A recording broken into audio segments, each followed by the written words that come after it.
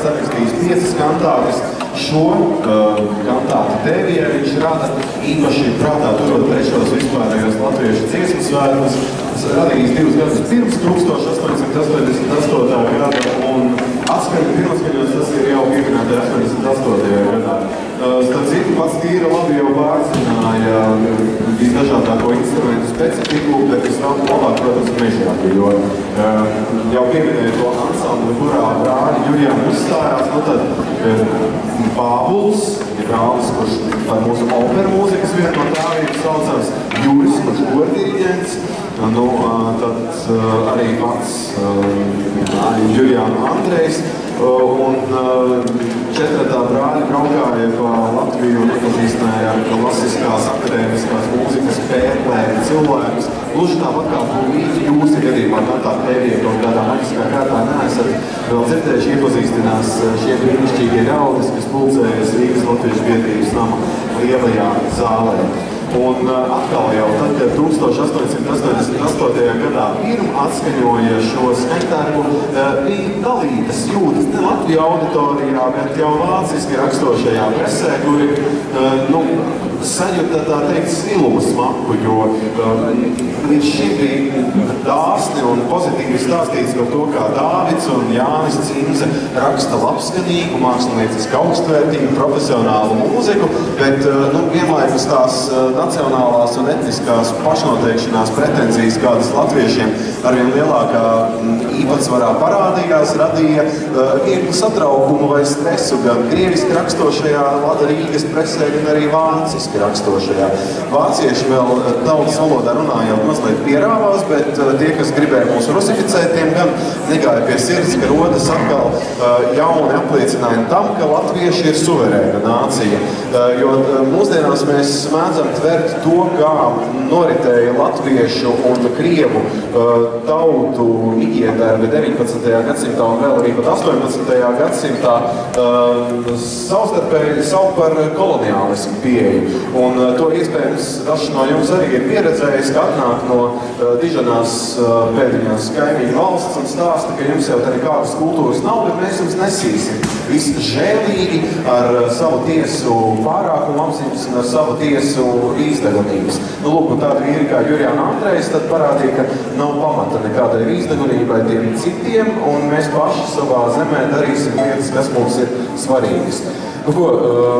Kori, kas jūsu priekšā šobrīd stāv, ir Rīgas Latviešu biedrības kori Austrums un Rīgas Latviešu biedrības jautais koris diriģents Āris Šķepasts. Senioru koris Erelba diriģente Zaiga Lazdiņa Radziņa, Ars Longa diriģents Jānis Anžāns, vīru koris Latvijas diriģente Marika Slotina Brante, vīru koris Cēsis, jautie kori Venten un Ērbiņš diriģente arī Marika Slotina Brante, kā arī vīru koris Gaudi Āmas diriģents Ivars Cinkus, arī jautie kori Grinteks diriģents Rihards Rudzītis, Līgo diriģente Karmena Jakovela, Medera diriģente Glunta Vāvere, Mezgli diriģente Elīna Skuļa, Namējas diriģente Iveta Kaktiņa, Rīdzere diriģents Vitols Rīnīgs, Sonori diriģents Andris Groza un Bērnu no Klīniskās universitātes slimnīcas jauktais koris diriģents Andris Gailis.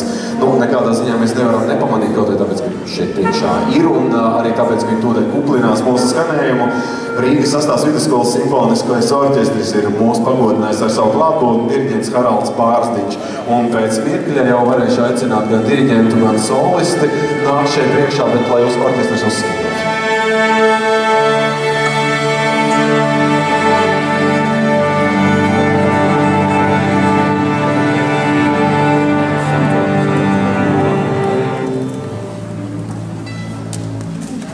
Izklausās, ka darīts. Ļoti labi. Jurijāna Andreja kantātes Tēvija atskaņojumam šeit Rīgas Latviešu biedrības 155. jubilejas sanākšanas reizē mēs esam gatavi. Tādēļ aicinu šeit skatuves centrā solisti soprānu Anniju Ādamsoni un diriģentu Āriņu Šķepastu.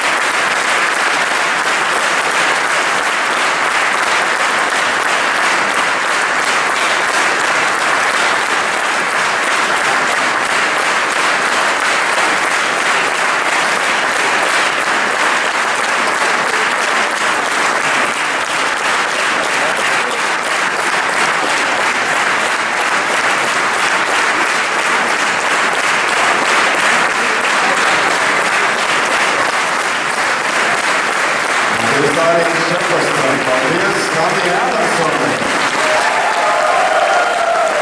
Paldies, Marijai Skotinai Rantei. Paldies, Jūrām Šiklusam, kurš noteikti mums arī zina. Paldies visam kuplajam jūru kopumā, kādiem austrums, Rīgas nepiešķirības jautājums, kuri nerealizē, Arāks Laukai, Latvija, Cēsī, Vente, Ēzī, Galdiāmus, Rīte, Rīgoja, Nebēra, Rēkšķo, Rīce, Nameris, Saunavā, Rēkšķo, Rīgas universitātes slimības jautājums, kuri paldies Rīgas sastāv 2008.